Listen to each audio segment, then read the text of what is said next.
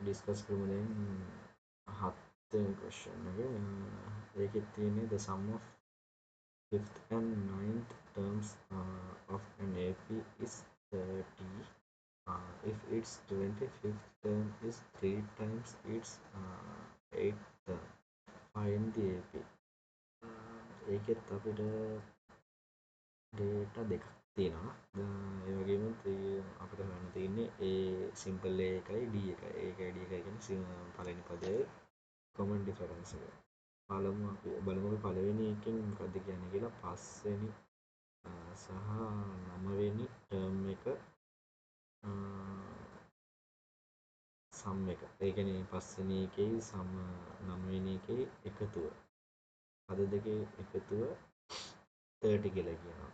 එතකොට අපි ලියා ගන්න ඕන ඒකෙදි සම් එක කියලා තිබුණාට අපි ඒක සමහර කෙනෙක් හිතන්න පුළුවන් SN ෆෝමියුලා එක ගන්න ඕන කියලා. ඒ වුණාට ඒක කියලා තියෙන්නේ පද දෙකක එකතුව විතරයිනේ.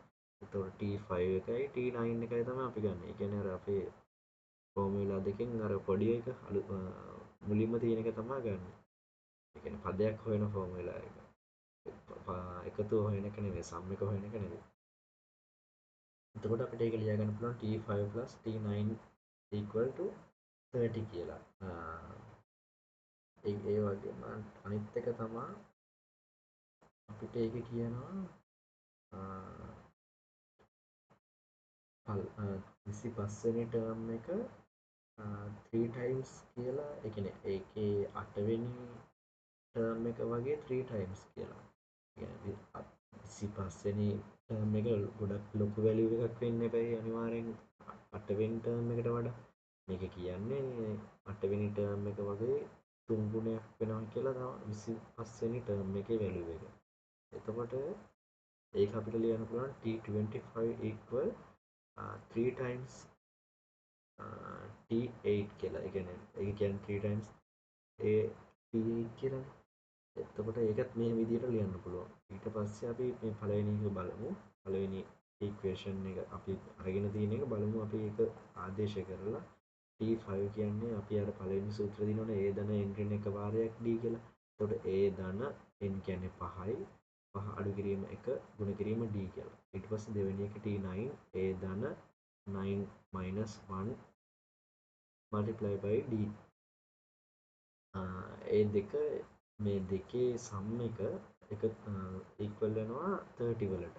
එතකොට A plus පහ අඩු කිරීම 1 කියන්නේ 4යිනේ. A plus 4D plus again A and 9 minus 1 කියන්නේ 8D.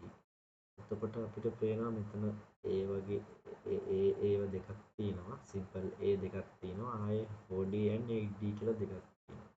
එතකොට A plus කියන්නේ 2යි A 4D and 8D කියන්නේ 12D. ඒ දෙක එකතු කරාම 30ට ඉක්වල් වෙනවා. ඊට පස්සේ ආයේ අපිට පේනවා මෙතන දෙකෙන් බෙදෙනවා, මේකත් දෙකෙන් බෙදෙනවා, මේකෙත් දෙකෙන් බෙදෙනවා. එතකොට A plus 6D equal වෙනවා 15 වලට. එතකොට අපිට එක ඉක්වේෂන් එකක් හරි. ඊට පස්සේ අපේ දෙවෙනි ඩේටා එක තියෙනවා. මෙන්න මේක T5 T25 equal වෙනවා 3 වාරයක් T8 වලට. ඒ කියන්නේ T8 වගේ 3 ගුණයකට. ඊට පස්සේ අපි මේකෙත් අර පොඩි ෆෝමියුලා එක තමයි අපි දාන්නේ A plus 25 minus 1 multiply by D. ඒක equal වෙනවා ඊට පස්සේ අපේ T8 නේ A plus 8 minus 1 multiply by D.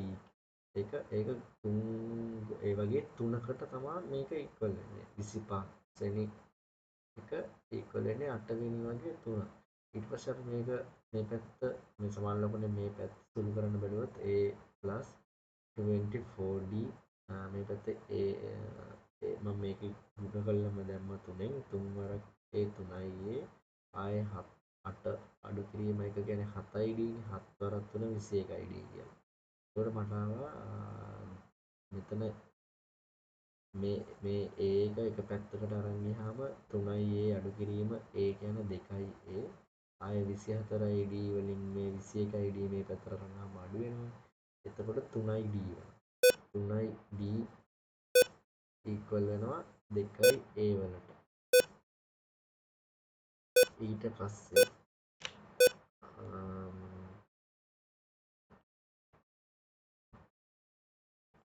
පස්සේ මෙතන අපිට A හරි D හරි දෙකෙන් එකක් හොයාගන්න පුළුවන්. මම මේකේ A හොයාගත්තා. A equal වෙනවා 3 බෙදීම 2යි D වලට.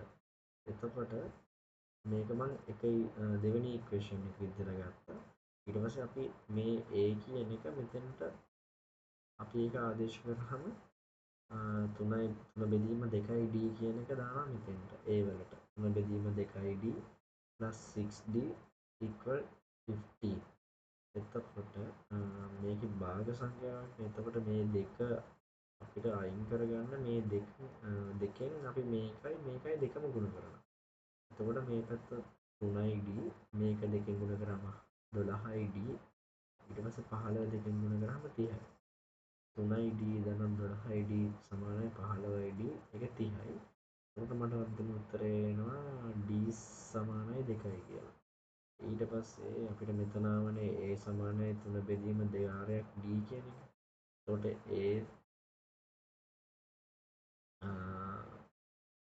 එහෙමත් නැත්නම් අපිට මෙතන තියෙනවා A plus 6D equal to 15 කියලා.